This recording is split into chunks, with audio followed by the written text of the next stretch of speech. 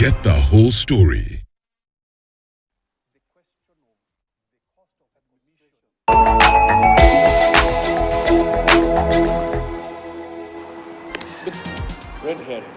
Welcome back. You're watching Sokoni.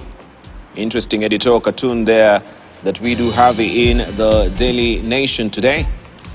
And this has been a diplomatic spat that has been ongoing so far regarding the CS trade, and the US diplomat that she was very categorical. We're not going to have a meeting with Moses Kuria because of his tongue lashing that has been there recently. And you can see him on the lap of, yes, the government, and Moses Kuria. That is actually on the lap of the government. This seems to be like the CS of Foreign Affairs, right? Who actually was holding the meeting with, of course, the US diplomat. But Moses Kuria is also down there with the pacifier from the government. The meeting happened yesterday, of course, being led by the president. And we shall be discussing this as well. And this is what has been drawn also by Ozone as well. But before we head there, we want to hear from Bonyasi Sako, just as a rejoinder to what Honorable Derutu was raising as well. Then we close that chapter. Okay, I've forgotten exactly what the key issue was. We've gone a long way. But just to You've lost your track of thought? Yeah, so, no. Oh, okay. The actual issue, the thought follows automatically. But the a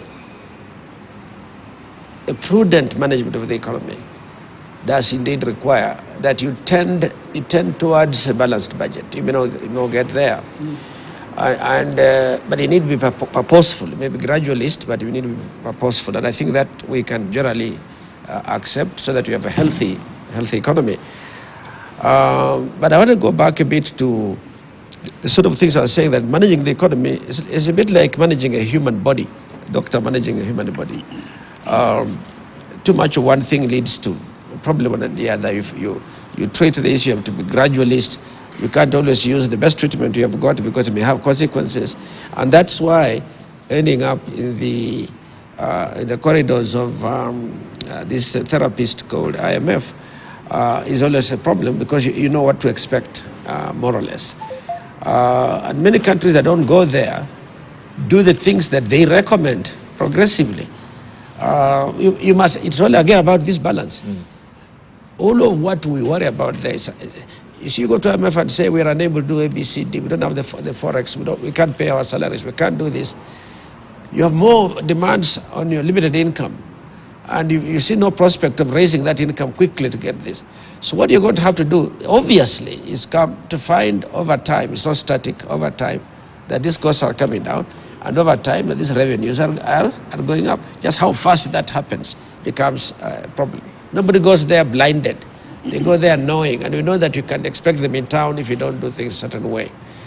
To that extent, I'm sure that the team that is working with the president is fully aware of this, and hopefully they'll come out and tell us when we will get our friends out of town. Not that they should never come back. They should only come back when we know we're really in trouble. That, yet try to fulfill our social goals that we have set up. I personally strongly support the bottom-up thinking, because it will shake up these issues of income inequality that we have. How you do it, what you do, and how you do it, of course, are questions that must be debated and discussed and agreed. But it can't be that we just look elsewhere and hope that things will happen by themselves. I think many other points were raised, and I'll go too far out in the conversation to go back to them. But still you hold the view that even if it's coming up with subsidies, it should not be in a one fell swoop, that you actually do it and then we're subjected to... Yes. Let me comment on that. Yeah. Because a case in point is, I think Nigeria, where it is right now, it's in a precipice. Yes, but you see, maybe we can say a little more about the Nigeria case, because it's very illustrating. When oil was good, right from the mid-70s, before the mid-73 or so, when oil prices just hit the sky, commodity prices and so on, including oil, and over time it has been up and come down a bit, Nigeria has relied disproportionately for their revenue on oil revenues. Nigeria my recollection of Nigeria, when I was a young person, I was going to do my competitive entrance examination the year Nigeria got independence. And they had, Nigeria, you saw mountains, actually pyramids of groundnuts and I don't know what other crops they had. They had cotton all over the place. They had a strong agriculture. Agriculture is unique and important because by definition, it's widely distributed. So if you have a successful agricultural supply response, many people are participating. Now, Nigeria strikes oil, and then what happens? There's no need to go and hustle for 9 months or so expecting an outcome that you cannot predict. When you can easily move to the states that produce oil, jobs seem to be easy, although they couldn't absorb all of them, so they began to subsidize as well. There was a time when people were using fertilizer as a herbicide, excessive applications of fertilizer as herbicide, and there was a thriving market between Nigeria and the neighbors and so on. So their agriculture was being supported, so to say, but not being used, and the oil was feeding everyone. When oil was unable to do that, even Saudi Arabia has had to go to the IMF Technical Assistance Program at one time, not long ago. So I think prudent management is crucial. And how do you know it's prudent? Well, we can see this, what they're doing, but they must also speak and talk about it. So they can be engaged. Here is our own Deritu Muridi, who has run a county. And by the way, remember, when he got all those economic fundamentals in the right direction, not everybody bought into it. People wanted a bit of the slackened life and so on. So it's indeed true that you have to live with some subsidies, but just which ones, when, and make sure the subsidies reach the intended target. One of the things we have learned in 101 economics is that one of the problems with the subsidies is management. It's the propensity for abuse. This is well known. They can be state capture, elite capture, all kinds of capture, interest capture, let's put it. Yeah, but what is the opportunity cost? Because if we have subsidized, at least we should expect some respite of and semblance and stabilization of the economy. Because yes, we say this is not sustainable. But what relief has it brought so far? That's the question. No, but you see, that's why sorry to come back on this. That's why at the very broad level, the discussion is whether you're subsidizing consumption or subsidizing production. At a very broad level, you can subsidize consumption, increase consumption levels. If you are producing the goods domestically, it sustains the industry. Stimuluses do pretty much that same thing. You strengthen the demand side of things because you're able to produce them. You shore up your economy. We are in a situation in which our import composition is now sloppily towards consumptive goods. You subsidize, it's got to find its way, even in grains and edible oils, and going to find its way in essentially increasing demand for imported goods, and therefore destabilizing the imbalance that you might already have. So even when they say, let us go to production, it's not as simple as that, but broadly speaking, we are saying, oh, let us increase what we produce more than. Thank you. Yeah, and so on. So I think we can debate about that on the scope and on the pace. But there are always, for example, on the consumption side, there are people who can't make a meal a day. That's how, in the extreme case of famine, we end up distributing food, not even cash, distributing food. But there are also people who are not in the famine areas, but who are perpetually hungry. And you want them to be productive members of society. For them to be able to apply themselves, you need, nutrition is important, perhaps health services, a shelter, and so on. These are essential things. You can define them to a hard core. Thank you. And a small core. Right, thank you. Bill, you want to pick up on that? Yeah, the same issue of relief, or we just go directly if we've exhausted to the commissions. Where I can pick up from where Deritu Muridi left on 6 he had mentioned. Perhaps maybe you've taken a more Kenya on the constitution. You can tell us the rest. But Bill, this let me tell particular you this, legislation, because I spent a lot of time in 2003 on the development of this constitution, and chaired a technical working committee that actually did 3 of these chapters. But let me tell you this. The way this constitution has been designed many of the provisions there are intended to provide checks and balances. To avoid a situation where we have an imperial presidency, where we have an executive that, has unlimited powers. And this is why some of these institutions were being created. They are called independent offices and commissions. They have been created to enhance that independence, to ensure that there are checks and balances, and so forth. So they are critical for democracy. They are critical for accountability. So they are not just there for sex. So if you look at it from purely financial point of view, I think we miss the point that, if you want democracy, if you want accountability, if you want checks, it has to be expensive. One.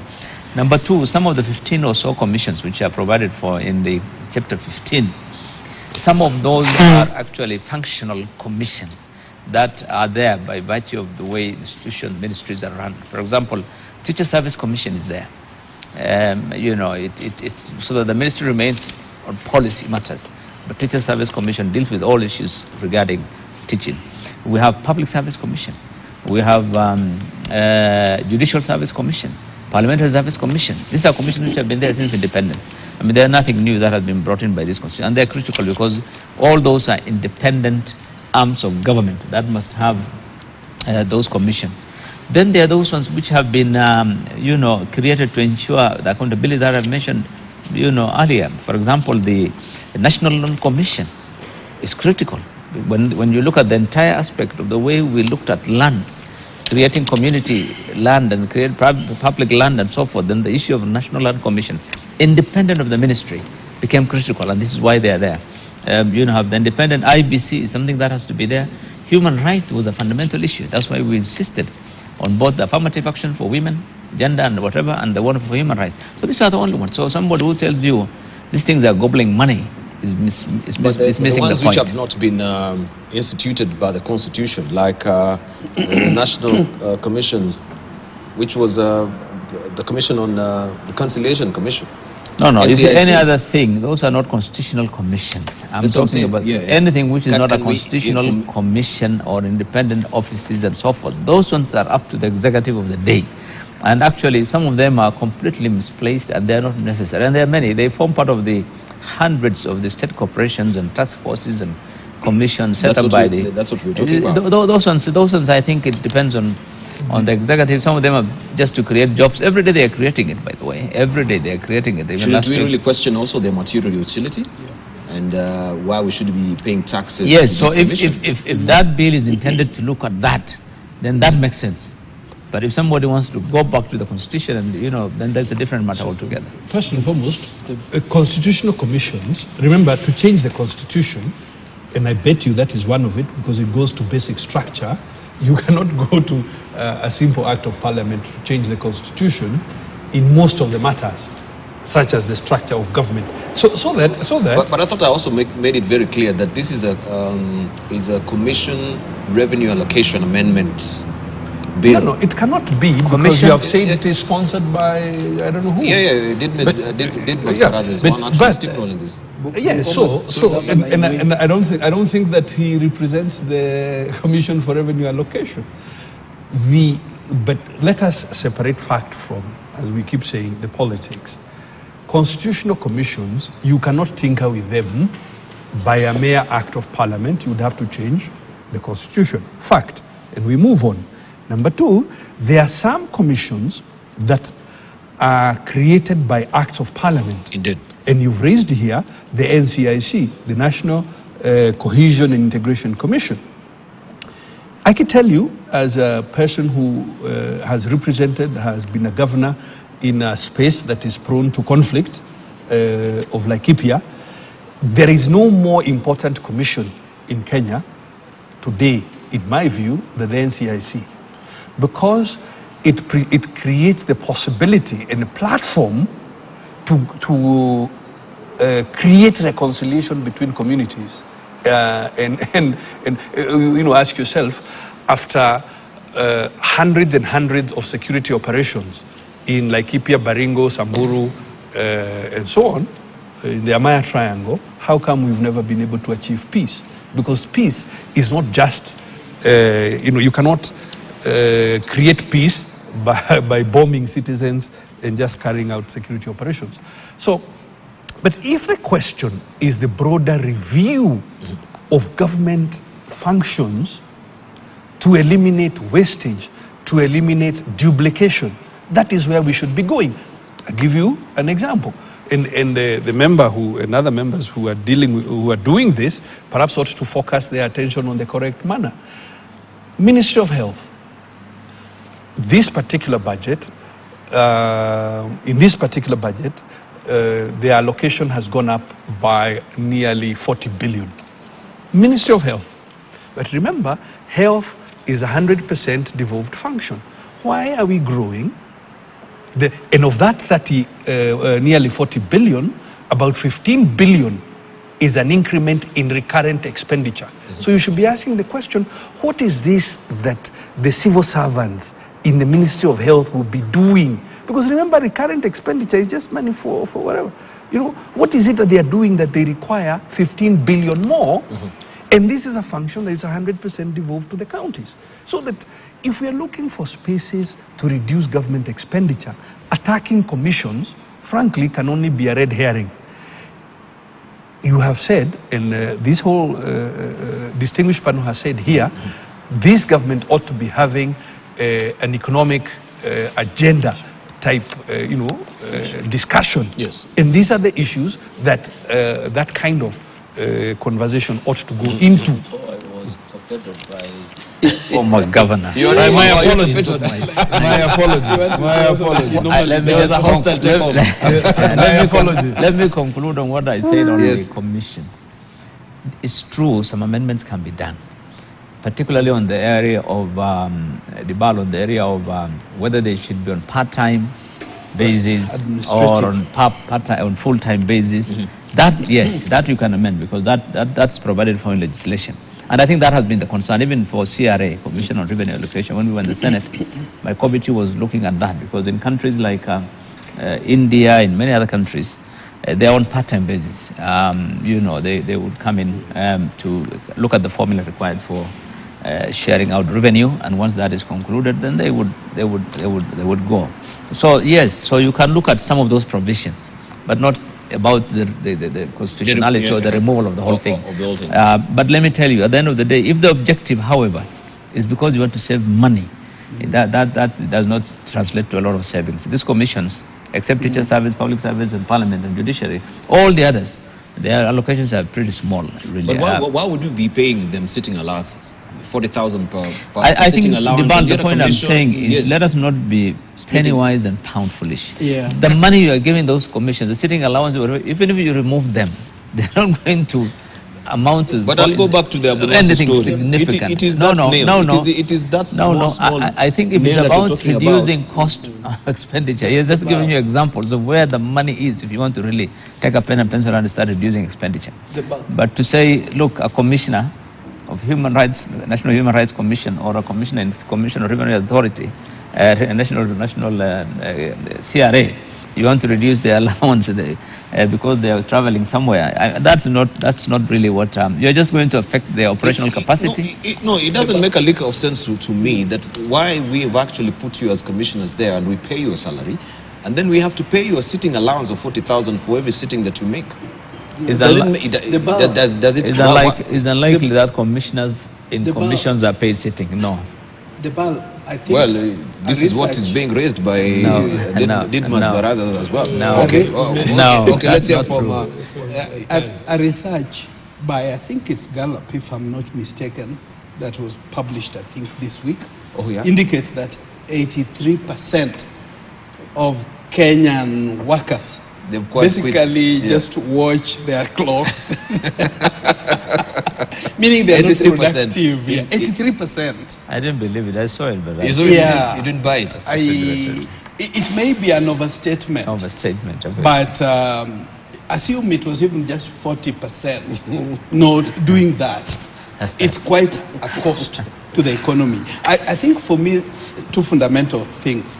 The first one, it pains me that, I don't know if it has changed much, the colleagues can advise, 70% of our budget going to recurrent. should be something that worries each and every one of us and should merit a proper audit. For now, I can't really finger where it is, but it's certainly not sustainable. I think what Governor Deritu did in Laikipia, what Governor Arati did in Kisii recently, at a national level, I am told public service does it all the time. But we're not seeing what are they finding. Clearly, 70% every year in, year out, going to recurrent is a conversation we need to have and find a way to revise it, even if we reduce it just to 65%. Secondly, productivity. And assuming that this study by Gallup is right, and I have no reason to doubt them, but even if it wasn't, the fact that a significant percentage of our workers just mark their times reading newspapers and waiting for 5 p.m. And they're on Facebook. Yeah, I know. We need, as a country, we need to have a conversation. Lastly, my point here is it starts at the top. The signals are given at the top.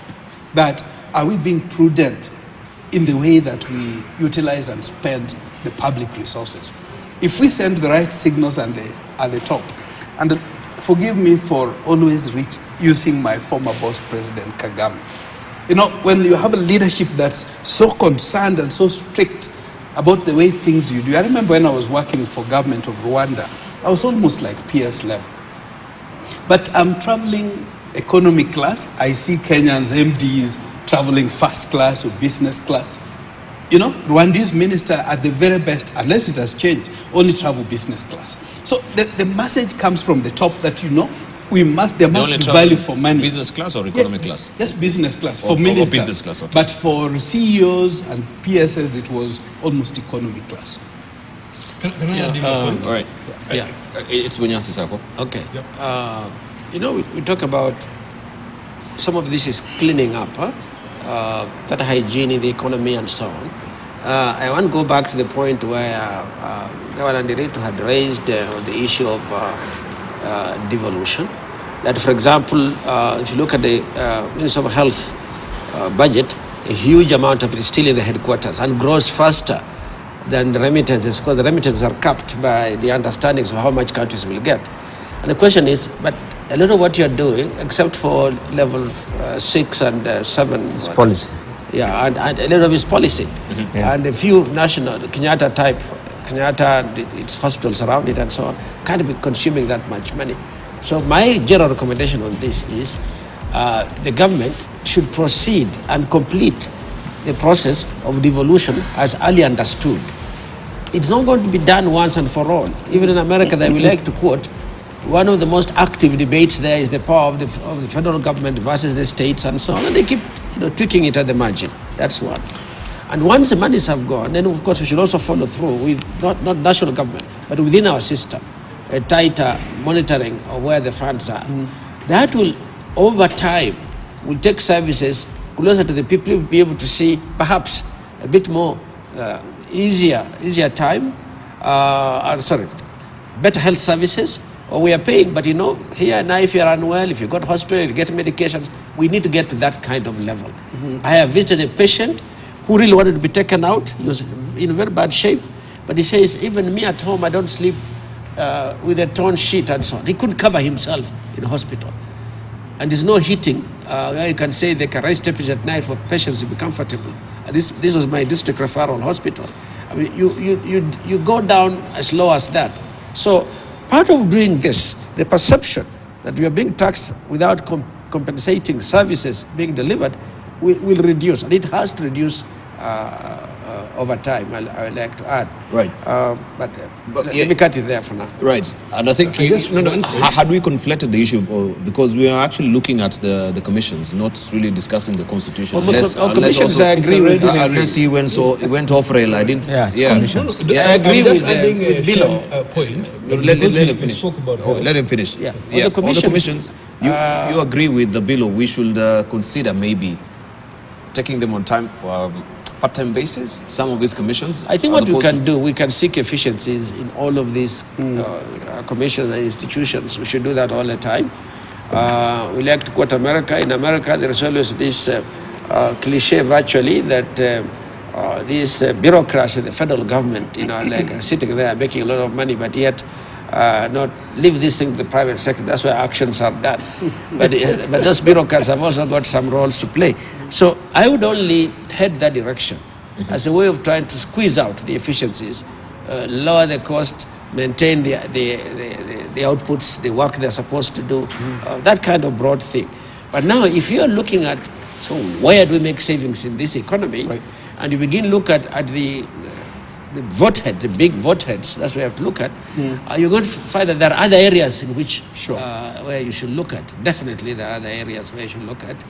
The commissions in their totality may not be so significant, but inside the commissions, you can get huge waste. You remember the days, talk about the Salaries and Remuneration Commission one time. What was it? It was one commission that was paying 80,000 shillings per sitting. Before SRC stepped in and kind of reduced it. Judicial, I think that was the Judicial Service 80, Commission. Yeah, 80,000 they were paying. Bill is saying there's no allowances. So now they're capped. Those are not salaried. They're not salaried. They're not salaried. Those are not salaried. Oh, they're not salaried. But Oh, now this is they're allowance capped. actually. Okay. Yeah. It was still too much.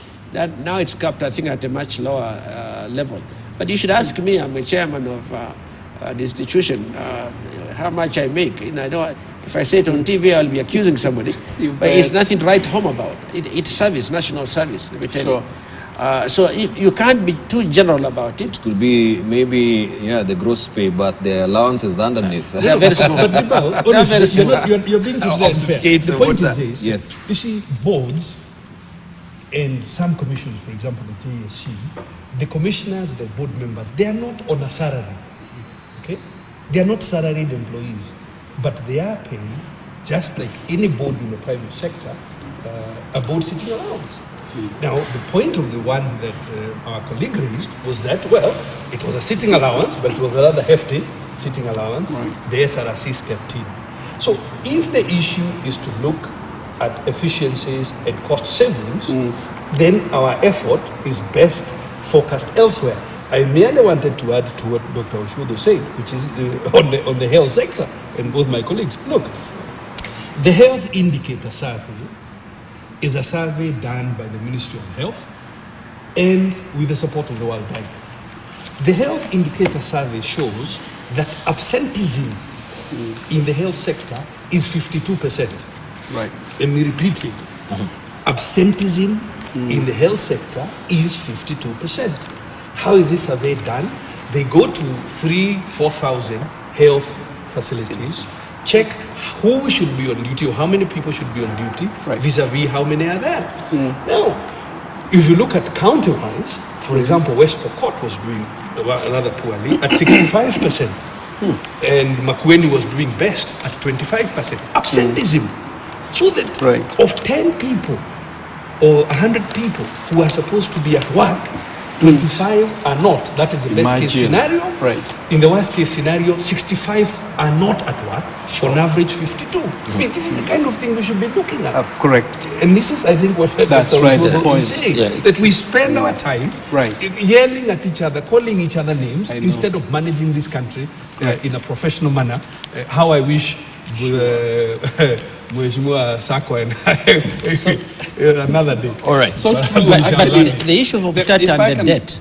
Before that, just to underscore the point Governor is making, I think for me it boils down to VFM, value for money. In fact, efficiency summarizes it that the two governors I've spoken about, the shadow governor, that efficiency as well as even the cost saving is part of efficiency. Some talk of cost efficiency. So as long as we can get value for money, allow me in this regard to compliment Professor Governor Nyong'o. I think it was last week. He went for a procedure, had a successful operation in the local hospital. A number of other leaders would probably have taken a flight to another part of the world. So I think we need to empower our facilities, but make sure there is value for money. Lastly, Debal, we are celebrating the Kenya Mining Week. It's so sad that we have so much resources. Maybe if time permits, let's talk about that, because I feel so bad that we have poverty, we have hunger, we don't have sufficient food, we don't have jobs, yet there's so much, both overground and underground. A very quick one, Debal. It's of national interest. the issue of whether we have overpaid or underpaid our debt. Yes. Mutata has been on it, Wajigi has been on it. Sure. I think it is something that we need to get back and get some rational thinking also inserted into it. One, it's true that our debt register is very inaccurate. I know that because I did some research as I was preparing legislation in the last parliament to try and rein in. The stimulus bill. Yes, yes, the debt bill and so that. But yes, one of the things we found that depends now whom you talk to, when, and so on. The numbers were somewhat fluid, and some debts had not been recorded in a manner that you could find. You have to dig it up. Agreements are not there. In many, no, that's too much to say. Some agreements cannot be easily traced. I'm sure they're lying somewhere, and so it's not something that's at the fingertips. Plus, of course, debt is a net position. This is debt is a net position. You had a debt of $1 billion yesterday, but perhaps at midnight you paid off half. So today it's half, but you're carrying another $2 billion, and so on. So you have to track this carefully. We need an audit. Right. I think our Auditor General should be treated on this issue as an internal auditor. She can give us a hint of where the issues might be. Sure. But I think something that is as important as that, given what involvement there is in the country, right close to the sovereigns as it has been since independence, I think we do need maybe an external agency to track it. I don't believe we have overpaid. No, I think we're not looking. But what is the office of the National Debt Management? That's what I was trying to get rid of, because you can't have. And is it it called Silisa, or I can't remember his name? No, I know that. But the principle of it, whoever the person is. Sirma. Yeah. Mr. Sirma, what is he doing? You see, that is an in-house thing. You do the bid. The PS wants to see you, and you run there with a file, and he says, "Okay, we're trying to close this gap. So what can we do? Oh yeah, we can borrow X." And no, what I was trying to do is to get out of that kind of authority. That this is analyzed. It should be independent. Yes, analyzed independently to say we can be able to cut costs. We might be able to raise revenues, but can we manage to raise revenue to such an extent? There is a limitation there, for example. Can we continue to borrow at what we were borrowing? Oh, no, there are issues there in the Eurobond market or this and so on. We think you should not go for a deficit exceeding this outside of the Treasury. And let the Treasury then work with it. You can't have underlings of the peers who will run in and do what he's bidding, increase that, do that. That's one. And that two, just get the data register done for the national government. Right. In a few years, when the counties begin borrowing, you know that the constitution is allowed to borrow. And we don't have track of it. We shall be the situation where Nigeria was.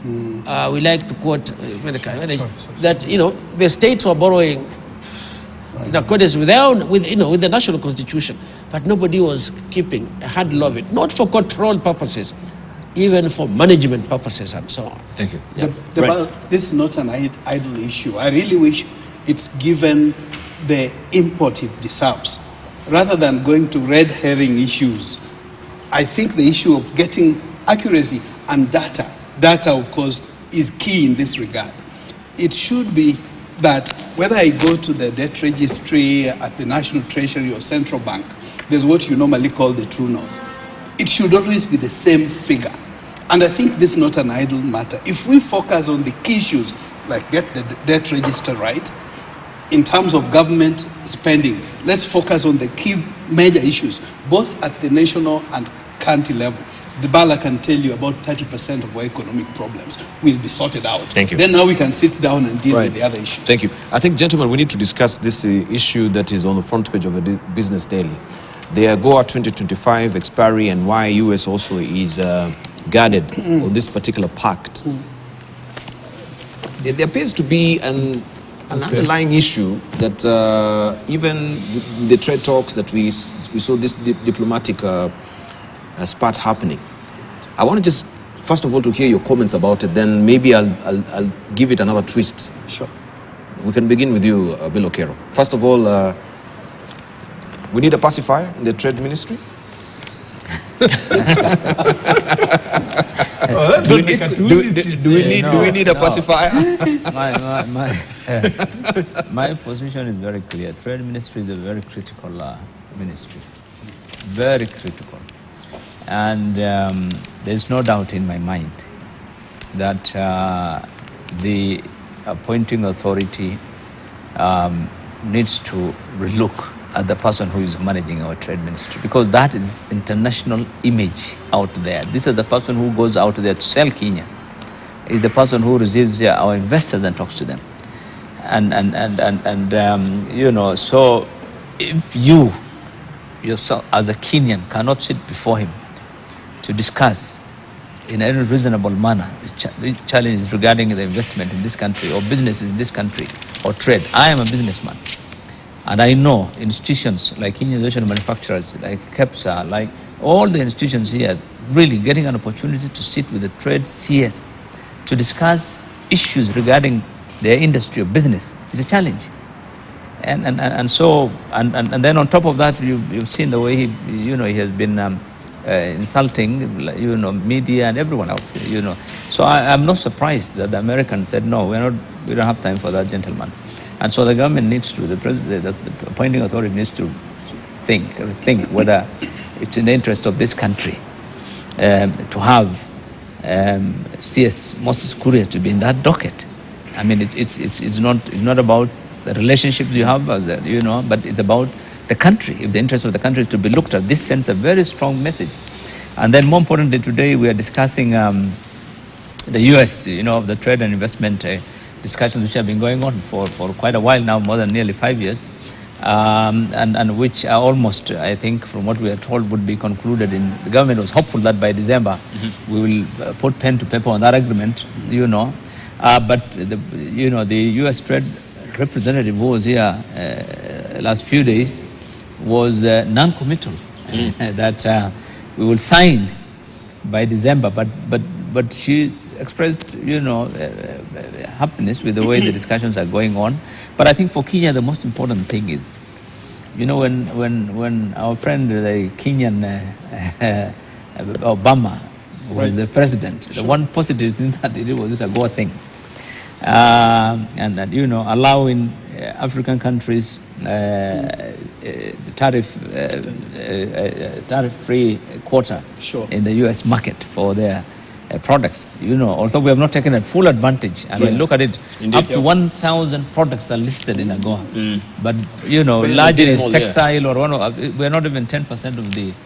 and this is many countries in Africa having the same challenge because of challenges in U.S. U.S., to get things in is not a very easy thing, even with all the tariff-free quota that you have. It's normally the quality checks as well. The checks and so many. We're not even 1%. Yeah, not even 1%. So I think if Agoa deal is not going to be renewed in 2025, it will have significant impact on many countries.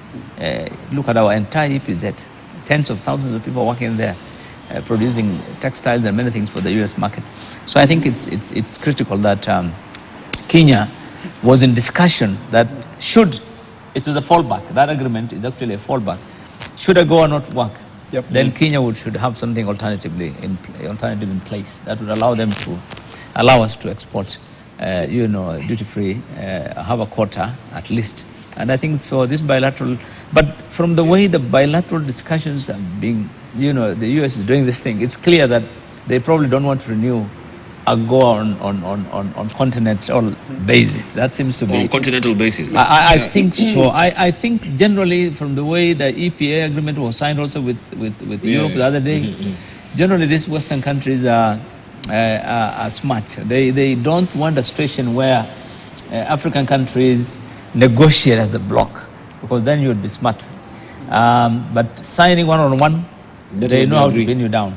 So, but it was a bit skewed where you're signing not really one-on-one. It is one against a bloc. Of course, like Kenya and EU. I found to be a bit skewed. You have a whole bloc and a country signing an EPA agreement. Can I chime in on Agoa? Yes, please. There is a major movement in the US called Agoa Civil Societies Network. This is largely black chambers, black American business groupings that have been advocating. They were very vocal at President Obama's time, and even now. In fact, they have a meeting in Miami, Florida, October. We are hoping, and we've been in discussion with the leadership of the Chamber of Commerce and Nairobi Securities Exchange, that, and with government, sections of government concerned, that there could be a strong participation, maybe not just of Kenya. In fact, let me disclose that we're in very high-level discussion with governments of Uganda, Nigeria, Ghana, and hopefully we'll loop in Kenya, at least private sector. KEPSA Economic Diplomacy Committee is already on board. It begins with exactly a month from today. There is the 4 of the biggest black chambers of commerce in the US have a national conference in Georgia, Atlanta. And we're hoping there's going to be a strong Kenyan participation. And also those 3 countries, already Nigeria is confirmed, Uganda is confirmed. And we are hoping Kenya and Ghana are also going to do that. But in addition to that, as we are talking, there's a major group, again, black chambers from New York, currently in the country. In November, the 2nd week, there's going to be what they call the resurgence. Again, twinning the African-American business people who have been at the forefront of lobbying for Agoa to support Africa. I think if we can get our act right, and Kenya could easily drive that process for the rest of Africa. At least I've mentioned the 3 other pillars, Ghana, Uganda, and Nigeria, that are already at top government level, that are saying, look, can we work together? In fact, for Uganda, it's the State Minister of Foreign Affairs that's expected to lead that charge. So my premise is that Agoa is in this stage. President Biden is like a continuation of President Obama. They're very friendly towards Africa and the black community. In fact, in that regard, that he formed the Executive Presidential Council chaired by Ambassador Johnny Carson. How can we take advantage of that to deepen our partnership with the U.S.? Okay, they're very friendly, but to some extent, when it comes to council or culture counseling, that is diametrically different. And we should just explore that just briefly. Let's hear from Sako as well. Very quickly, my comment on this whole thing is that we are acting on behalf of institutions, a country versus another country. The US's diplomacy, first and foremost, must serve their interests. It doesn't matter how they approach it, they must serve their interest. They are consumers from around the world. They don't have the capacity to produce all of these things they should produce, the textiles and the rest of those they import. And they rely on many, many countries. And for Africa, the idea was that being a tropical region, there are things they can do that other countries can't do.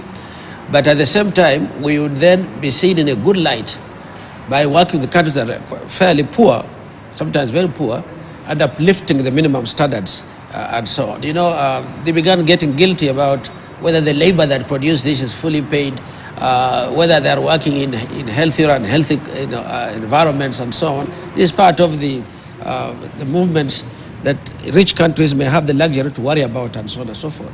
So in these kinds of agreements, every country, even though we know that Americans will only act in their interests, and that's what it is, we have to approach it in a way that we find some kind of, middle ground. It's like it happens in marriages. You can reach a major crisis. Infidelity in marriage does not always, in our societies, did not always lead to divorce. There are other ways in which you reach an agreement, no matter how angry you might be and so on. There's a common interest, perpetual one, which is continuity in the family and so on. But there are other reasons to do that. So the US is not going to, they're not doing this out of altruism, out of just trying to be nice to humanity, no. I remember, I'll conclude on this note, many years ago, while I was still at the World Bank, I think it was in the 90s, the US government took a position that they will not, that the World Bank must not support competition to US farmers. One of the areas they picked up was tobacco. Now, we are growing some tobacco here in Kenya, but in Africa, Malawi was probably the biggest of the producers, but also one of the poorest countries in Africa or globally at the time. So we had serious soul-searching discussions with the various within the World Bank, but they stood firm. We actually wound down very quickly our commitments in tobacco support. For us, Malawi was the important one, but there are other parts of the world that are also growing tobacco.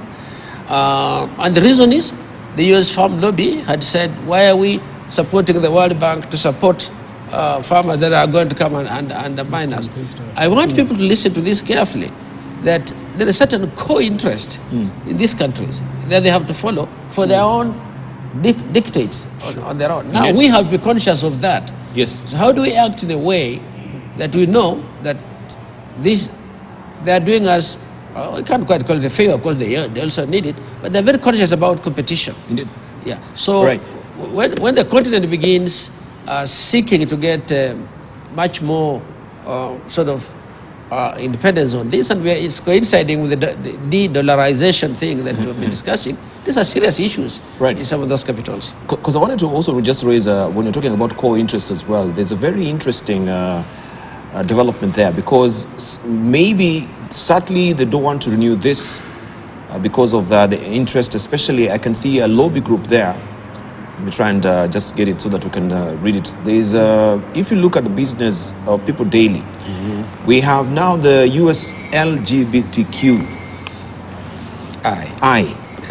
Now it's gone to I, it's plus. You know, the plus is always telling us more is coming. Yeah, more is coming. So it is not LGBTQ I plus groups. They seek end to trade ties, and they're saying various United States human rights groups supporting the lesbian, gay, bisexual, transgender, queer, and intersex plus there have told the United States government to halt the US-Kenya trade deals until President William Ruto commits to veto the anti-LGBTQ legislation currently being pushed by the Homa Bay Town MP, Peter Kluma.